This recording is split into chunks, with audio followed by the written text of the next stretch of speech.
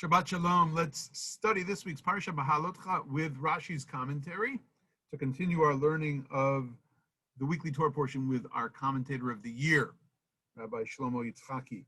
I'm going to look at Bamidbar chapter 8, verse 25. We'll also sneak a look at part of verse 26 because Rashi brings it forward in his commentary. And it's talking about the age of the Levite who is relieved of his porterage responsibilities. No longer would they have to physically carry the Mishkan on their shoulders at a certain age. And the Torah is sure to tell us straightforwardly what that age is. So in the verse, in chapter 8, verse 25, we read, Umi ben chamishim shana yashuv mitzvah ha'avodah v'lo ya'avod od. At the age of 50, they shall retire from the workforce, from the work of the Levites, and shall serve no more. Now, I gave you a specific teaching that it was the work of carrying the Mishkan. And how did I know that? How do we explain that it refers only to that aspect of their work, but maybe not to all their work? Because Rashi explains it as follows. V'lo ya'avod od. In thinking about their service, the Levites, and what this verse is really teaching, he says, that's the avodat masa b'ketif. This is the work of physical carrying on their shoulders, the work of the Mishkan. Aval, chozerhu l'neilat sharim v'lashir v'liton agalot v'zehu v'sheret et echav.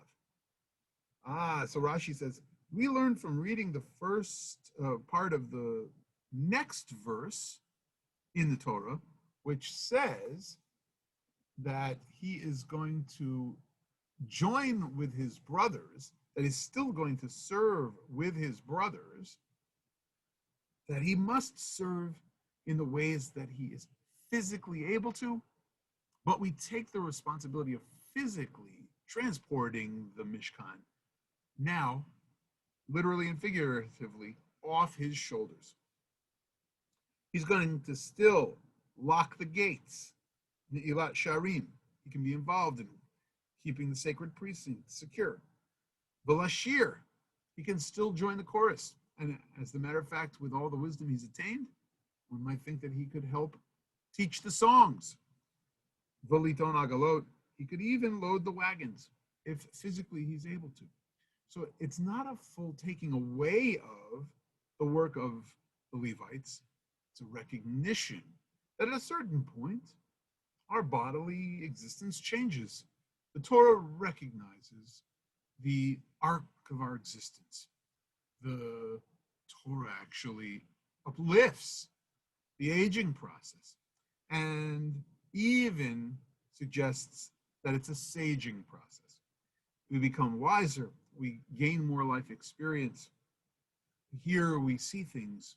We're able to acquire a heart of wisdom. That's what the Psalm says when we recite it on Shabbat morning, that we hope that God is teaching us to limnot yamenu, to count our days. In other words, when we keep track of our age, we pray that we're counting our days to attain hearts of wisdom.